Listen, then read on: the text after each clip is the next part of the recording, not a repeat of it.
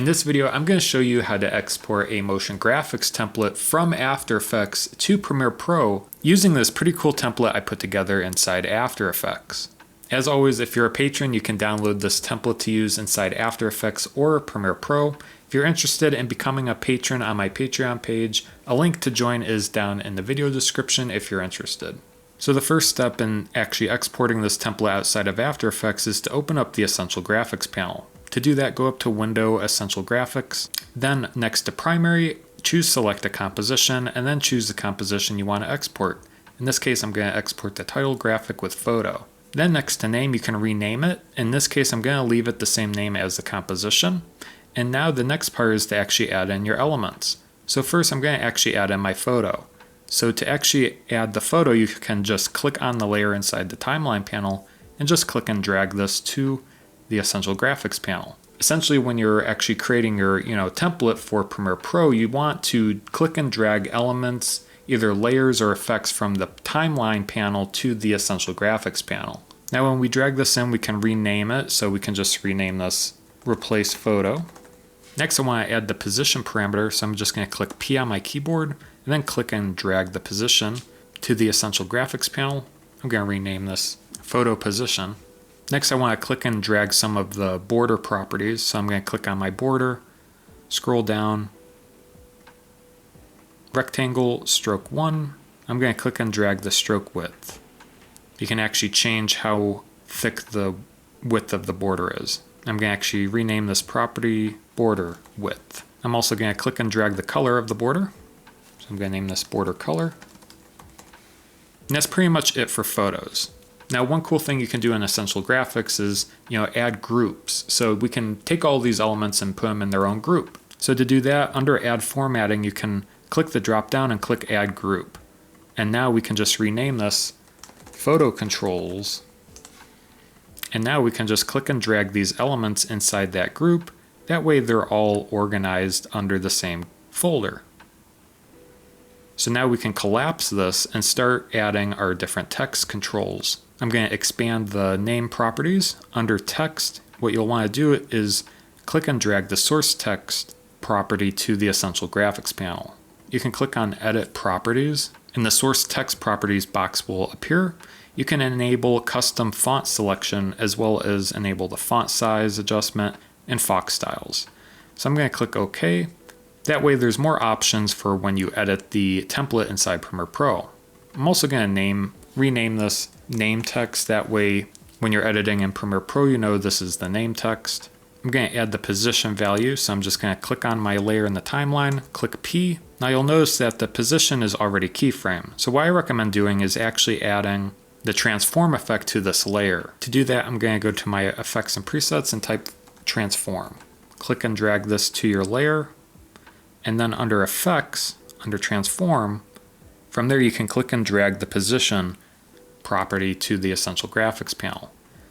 That way you can edit the position while not messing up the original animation of the template. I'm going to name this name position. The last thing I want to add for the name is the color, and to do that, it's a little tricky. What you'll have to do is actually go to this animate button and then add a fill color for the text. I'm just going to add a RGB fill, and then what you can do is just click and drag this fill color to the Essential Graphics panel. I'm going to name this name color, and then I'm just going to change the color to black. I'm going to do the same thing for the title. There's nothing really different for that, so I'm just going to speed up that process. The final thing when it comes to text, I'm just going to add another group. So go to Add Formatting Group. I'm going to name this Text Controls. And the same thing we did with the photo, we're just going to click and drag these elements into our Text Controls group.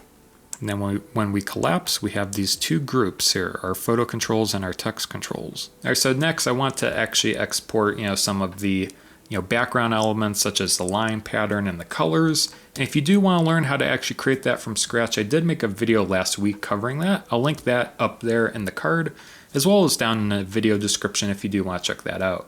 So for the line pattern, I'm going to click on the line pattern layer. I'm going to expand the menu.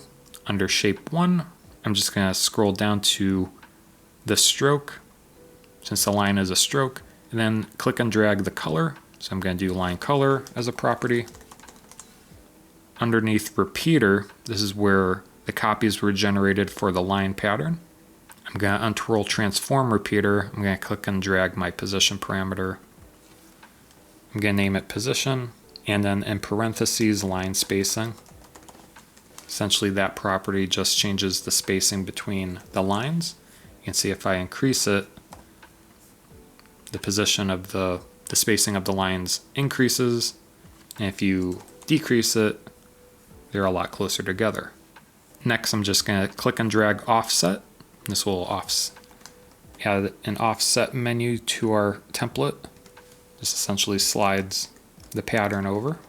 I'm also going to click and drag the copies parameter. It's just the number of copies. And lastly, the start and end opacity.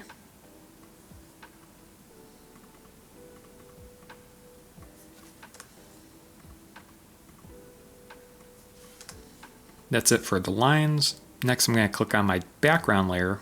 I'm going to expand this menu, go down to effects, and expand the color, the 4-color gradient effect.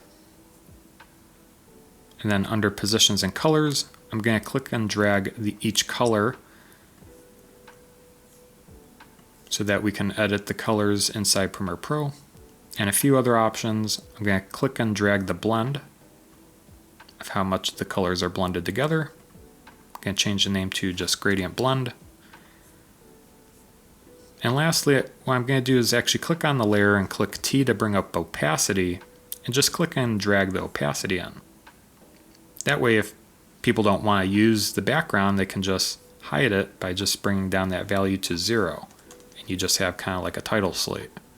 And to cap it off, I'm just going to click and add one more group and just call this background options. And then just click and drag all these properties into that final group. Alright, so once you're complete, you should have 3 groups here, all nicely organized to use inside Premiere Pro. Before you export your template, there's one important note that I did want to cover, and that's if you have an animated template, you might want to actually add some safe regions to your keyframes. So you'll notice if we click in our empty space here in our timeline and we click U on our keyboard, we'll bring up all of our keyframes. And essentially, the beginning here is our animation in. When you edit this in Premiere Pro, you don't want to really mess up this beginning and also this end as it animates out. So to add safe regions around those areas, what I recommend doing is just going to your last keyframe here by just clicking on the left diamond. This is the final keyframe in that in animation. And what you can do is click N on your keyboard, and that will close the workspace area. And then what you can do is right click on the workspace and then select Create Protected Region from Work Area. And that will essentially protect that area when you export the template.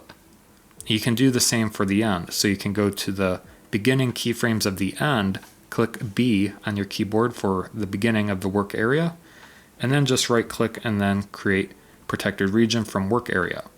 That way, those in and out animations are protected when you export the template. So finally, to export the template, just click Export Motion Graphics Template in the bottom right of the Essential Graphics panel. You'll ask to save the project, just click Save.